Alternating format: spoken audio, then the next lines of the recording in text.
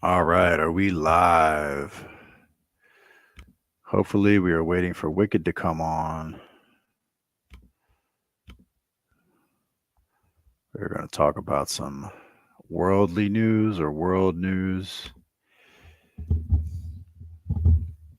And there was also a debate that happened probably about a month ago. You essentially had a pro black versus, well, Tommy Sotomayor.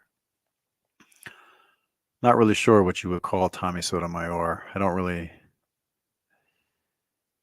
What I do know is that he gets canceled off of everything. Calls black women BT 1000s or something like that. And he's been saying what he's been saying for 10 years. But there are some things he says in the debate that immediately shut down Fanatiq. So I was impressed that he said what he said. So I'd like to review that today. And we're also going to cover what's happening in Haiti and the U.S.'s approach, the Christian approach, and the approach by the Dominican Republic. So, but of course, like always, let's cover how people are weak and won't just instantly kill predators or groomers or pedophiles. You're not a map. You're a child fucker. Okay? So, of course, as always, it's depressing, but the truth has to be told. Man who beat two babies to death allegedly awaiting breast implants at California woman's prison. Sadistic man who beat two of his own children to death. So here's the psychopath who should be in a wood chipper. Trial, due process, all that stuff. Got to take a stand somewhere. I don't think someone who beats their own children to death, especially, and I don't mean like. Let me extend an olive branch. I don't mean like you came home and your 16-year-old son or daughter was trying to murder your wife, and you had to defend. I don't mean a situation like that. That's not what I mean. Let me read that again. A sadistic man who beat two of his own infant children to death is now reportedly awaiting breast implants while at a woman's prison in California. That's not your name. Your name is Jason. You're not a woman. You're a fucking child beater, and you should be in a fucking wood chipper. Han was first arrested after the remains of his 10-week-old Montana was discovered stuffed in a Tupperware container in Arkansas. The little girl's body was found in an advanced state of decomposition and had been abandoned on board an RV trailer once owned by Han after the vehicle had been repossessed and sent to auction. The buyer of the RV discovered the body in February 2002 and called police. Montana's corpse has been in a plastic tub for 1 year before she was found, and it was later determined the baby had died of a fractured skull. Well, thank you, white science. I appreciate that. Because Han's name had once been registered to the trailer, police were quickly able to connect him to the corpse. A multi-state manhunt was launched, and Han was found living at a motel in Maine with his then partner, Chrissy Wertz. Han and Wertz were arrested in April of that same year. That's interesting. Did she have something to do with it? When found, Can and Wertz were in custody, of a 1-year-old child who was reportedly on the brink of death. The infant had a number of severe physical injuries, including a dozen broken ribs, retinal hemorrhaging, bleeding under the skin, and internal damage. All right, you can if she's guilty of doing this or watching, then you can throw her in too. The child was immediately placed into protective custody and given appropriate medical treatment. I mean, my avatar is a millstone. Matthew 18:6. That's how I feel about people who hurt children, if you don't get the fucking memo already. During the course of the subsequent investigation, authorities linked Han to a storage locker in Arkansas. One they had local police search. A second corpse was then discovered. One belonging to so 3 children. One belonging to a 6-week-old son Han was found to have murdered by head trauma in 1999. It would later be learned that Han had kept and traveled with both of the corpses before finally storing them. In February of 2006, Han was sentenced to 27 to 30 years in prison in the case of his son's death, with his daughter's murder being tried separately. In 2013, he would be handed the death penalty based. Wirtz, the mother of the infants, was sentenced to 15 years for the death of her daughter, but avoided any charges in the death of her son. During her trial, it was learned that Wirtz had been under significant duress during their relationship and that Hahn had threatened to murder her if she went to the police. I'm going to add a big question mark there because unless he made you fall asleep and handcuffed you to the bed when he's asleep or after you guys fuck and he comes and he goes to sleep, you could have stabbed him or beaten him or shot him in his sleep. So that's questionable to me. Again, unless he like tied you up at night and you had to sleep in a box or something. If you were a prisoner while you slept, that's different. So that's debatable to me. Hahn was initially held on death row at San Quentin, a men's prison, while Wirtz was sent to the Central California Women's Facility. In 2019, he started to push a lie that he was a woman and was sent to a woman's facility. Oh my God. But after Governor Gavin Newsom signed an executive order suspending the death penalty because he's a big faggot and mandating a stay, he's a Democrat faggot. That's a different type of faggot. Conservatives are faggots too, don't get me wrong. Hahn was allowed to move into the woman's general population. Oh, of course. So a man who murdered children, killed 2 children and almost beat another one to death is now allowed to be around women. Wow. Fearing for her life, Wirtz. Oh, but you fucked them for 15. How many years? Wait a minute. How many years?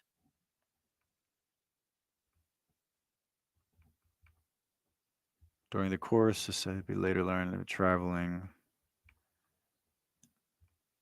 A second corpse was then discovered. Hank had traveled the course before finally storing them. What did I say? 1999. Montana was born in 2000, and the family moved to a trailer park. Then on February 10th, he lost his temper and slapped Montana on the side of the head. On 2001, they were arrested in 2002 at a Motel 6. Okay, that gives me a little more. That gives me way. So it was a much smaller time frame. They were indicted in 2009. Okay. So he killed one of the kids in 2001, and the couple were together in April of 2002. So a little over a year. Okay. According to this article, I mean, that doesn't make me an expert on it. Hahn was allowed to move into the women's general population because California's fucking insane, just like New Jersey. So now she's afraid of him. Now he's in the same prison with you. She filed an emergency transfer out of the institution and was granted a change in placement to the California Women's Facility just days before Hahn was turned loose. But now Hahn is reportedly waiting to get a breast augmentation. Oh my God. Speaking to Redux, incarcerated woman's advocate Amy Ichikawa alleges Hahn was quietly moved to the medical unit at CCWF earlier this year. Ichikawa, sounds Japanese, founder of campaign group Woman to Woman, had been a vocal critic of gender self-identification policy and prison placement since the faggot Newsom signed SB 132 into law in 2021. The Transgender Respect, Agency, and Dignity Act formally established the right of inmates to be housed on the basis of on their delusion. Since the act went into effect, 357 male inmates have requested transfer to a woman's prison. According to Keep Prison Single Sex USA, they had previously learned that 33.8% of the men seeking transfer to the female estate are known to be registered sex offenders. Oh, of course. Incarcerated women have been overlooked and forcibly made to be the losers of every political game possible when legislators need to dump a problem or sweep something under the rug out of the public's eye. Women in prison are now in an environment completely void of the opportunity to rehabilitate. They are in a state of constant hypervigilance, and the long-term effects have resulted in mass CPTSD symptoms. Is that chronic PTSD? They are quietly watching themselves being erased while men who have penises get facial feminization surgeries, laser hair removal, Adam's apple reductions, all paid for with your tax dollars. Ichikawa notes that her sources in the facility have been unable to determine if Hahn is still intact or is just seeking to alter his body with breast implants. No one in prison or in the free world has ever died from having a healthy penis or vagina, so these costly procedures are in no way life-saving. She says, explaining that male transfers are being offered cosmetic procedures while the female inmates are being denied basic health care. Wow. So Newsom's a faggot who denies women prisoners basic rights. These procedures are additionally I can't speak because I'm so humiliating to women who have lost their teeth from the arsenic and the hexavalent chromium in the water supplies, whose skin and hair are rough and dull from the same toxins, and who are denied breast reductions and told the procedure is cosmetic.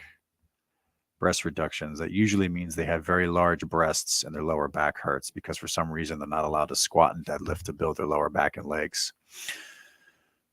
The thing that go on when the door is locked and the lights go out are unspeakable. Most of these women are so ashamed they may never be in a mental state to share these government-funded atrocities. California has one of the most liberal gender self-identification policies in the country, something that has become a point of contention for women's rights advocates. The California Department of Corrections and Rehabilitation has previously confirmed to Redux that prison transfer requests are based entirely off of a gender identity questionnaire. Right. So more self-describing faggotry. Great. A questionnaire. Just pull down their pants. The questionnaire is a form with a short series of questions in which inmates can declare their pronouns on all bullshit. Male inmates do not need to identify as transgender to request transfer and can simply identify gender nonconforming. So more made up bullshit. As previously reported by Redux, a pedophile convicted of molesting a 4-year-old girl has been moved to the California Institute for Women despite having been denied a gender and name change and still legally being a male.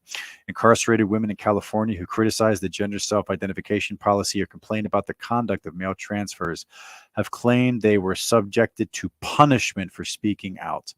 Speaking to Redux last year, inmate Sagul Sadiq described that an attempt to report a 6-foot-tall male inmate to prison authorities for sexual harassment resulted in Sadiq being placed in solitary confinement for an extended period of time. Yep. Now California's doing it. Not just New Jersey. California too. Okay.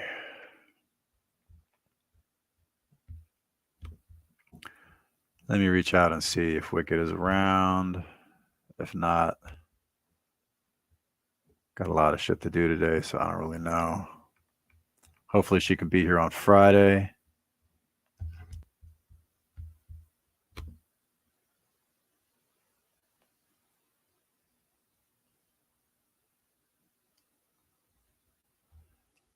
Okay. So I guess one thing we'll cover is we'll cover one news article why when blacks get into a mob, they're dangerous. And you don't got to take my word for it. Watch the clip. Oh, Christ, this Wi-Fi sucks. Jesus Christ.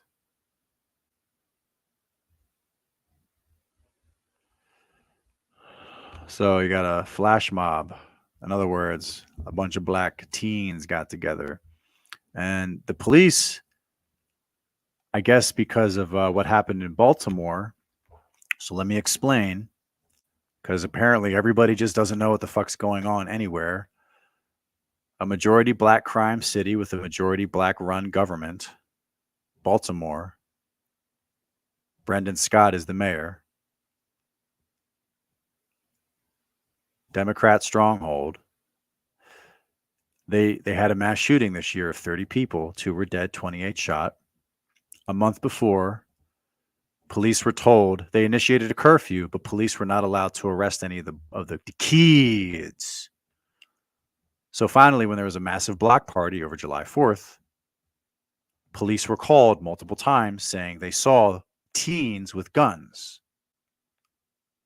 And if you're under 18, you can't own a gun, period. Never any mention where they get them. That would somehow infer some sort of accountability. And the police were blamed when a shooting occurred. Well, you always bitch and moan at the police and the racist slavery patrols.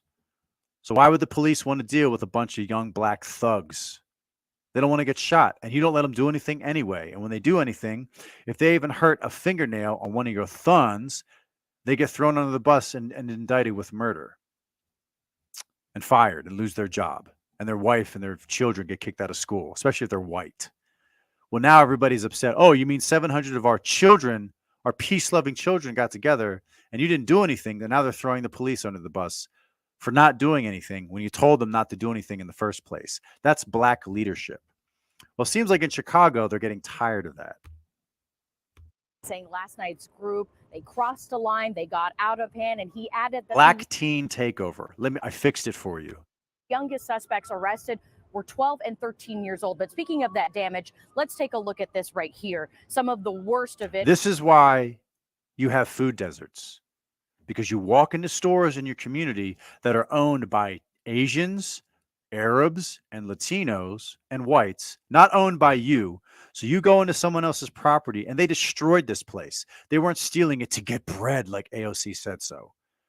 Look at this damage they did to the store for fun. For fun. This is why you have food deserts. This is why Walmart left Englewood. And this is why nobody wants to build anything in your neighborhood or be around you. Do you fucking understand? And then to turn around and complain that nobody invests in your neighborhood, you destroy their investments. I'm happy the internet exists because this fucking double standard has to die. Was captured at the 7-Eleven off Crenshaw. Here in this video, you see the group of police say mainly teenagers. Black teens. Stop cap. With items from the store, some throwing those items up in the air while others run around. And this video taken from Roosevelt and Canal capturing the crowd running in multiple directions as officers directed them to leave the area. CPD saying last night officers were dispatched to Roosevelt and Clark in the South Loop around 8 p.m. Officers attempted to disperse the large group through verbal commands, but they said that didn't work. CPD's interim. Wow, no way. They didn't listen? Wow, no way. Words didn't work? They don't even listen to their fucking parents. Where are their parents or parent? Where are their moms at? Their dad's out making more kids, right? Superintendent saying the crowds got so out of hand, they had no choice but to make arrests. Our posture has been tolerance. And usually when we say that it's curfew and we ask them to disperse, they do. Yesterday, they, so to speak, crossed the line, began to attempt to loot stores, and they did get into one store. A window was broken. Also, they began to damage vehicles. CPD says members of the group jumped on vehicles, got into fights, and now some are facing weapons-related charges. In total, 40 people were taken into custody and charged with misdemeanors. Interim Superintendent Fred Waller saying he hopes that these arrests send a message to the suspects and their families. Store owners had to close up shop in the melee, but thankfully no one was injured. Watch breaking news on YouTube. Pause. Subscribe to ABC7 Chicago Eyewitness News.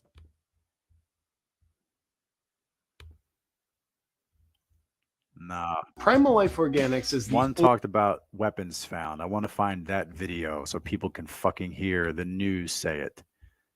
Said they had no security guard died during another incident one day earlier. We begin here at 6 with Marissa Perlman and the arrests.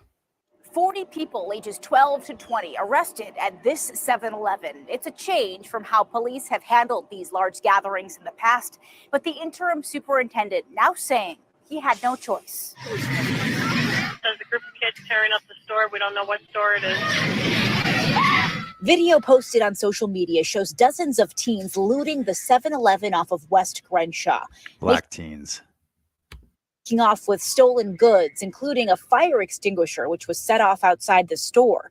This video shows the aftermath as customers try to get inside. Look what they did inside of this 7-Eleven. Chicago police supervisors heard encouraging cops to lock people up. At one point, a mass blaring the opera because opera and classical music seems to keep away the blacks. You notice that? Arrest order is given. If you're an officer, you should be putting hands on people and arresting them right now, not watching them walk by you. Hey, if you guys see anybody walking past you, you guys put the cuffs on them. Right after you. And they did. 40 people ages 12 to 20 taken into custody. Some of those arrests seen on another social media video. I'll be downtown. Police is locking them up. Just letting y'all know right now. They was giving them till 10 o'clock, but it's turned so chaotic. They are now locking them up. They're enforcing curfew now. Businesses in the area were sent this email over the weekend from Chicago police, warning them to lock their stores after a trend announcement circulated on social media. The interim police superintendent saying these arrests should send a message to the family. And they did amongst each other, jumping on top of cars. And we haven't arrested people like that, but this group got so out of hand that we had no choice.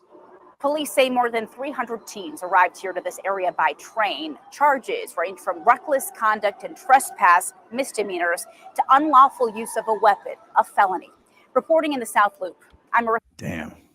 I saw that video. Where is that video? Why are they hiding the fact that one of them had a machine gun? See, this is the shit I'm talking about. Why do they do that shit?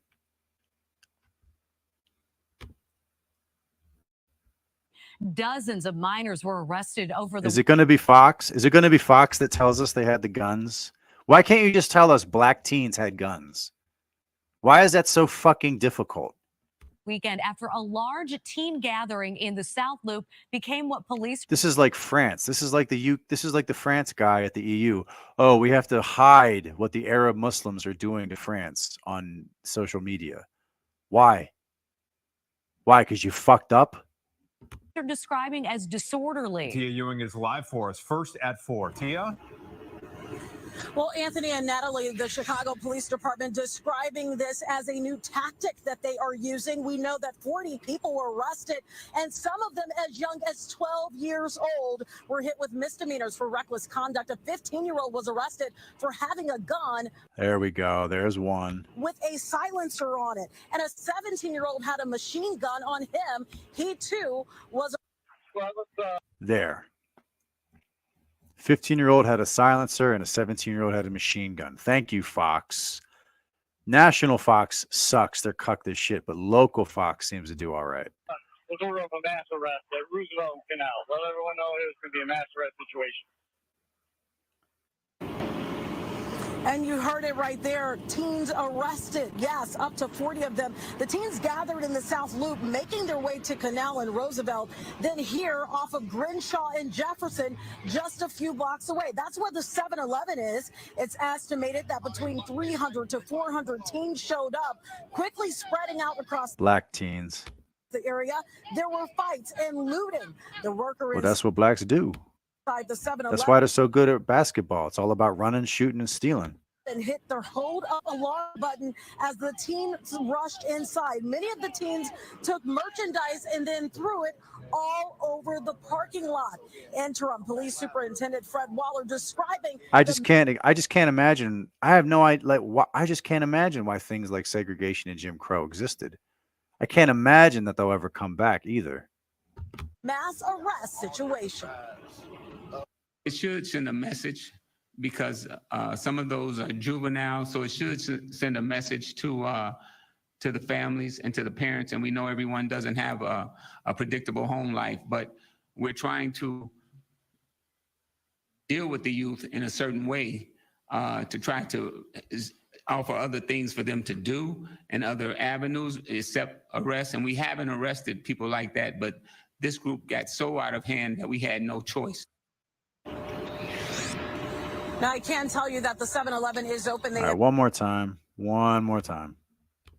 For having a gun with a silenceless conduct. A 15-year-old was arrested for having a gun with a silencer on it. And a 17-year-old had a machine gun on him. So just based on that information right there, if you're any people, if you're any group, it doesn't matter, Asian, white, black, Latino, or Ukrainian, whatever, and you live in Chicago and you see a bunch of blacks get together in a flash mob like this, based off of these news reports, it would be intelligent for you to avoid them based off the assumption that they have weapons. Just based off this news clip. That's seen as intelligence. Okay? So anyway, hopefully Wicked will join us on Friday. I'm big time. That's news to me.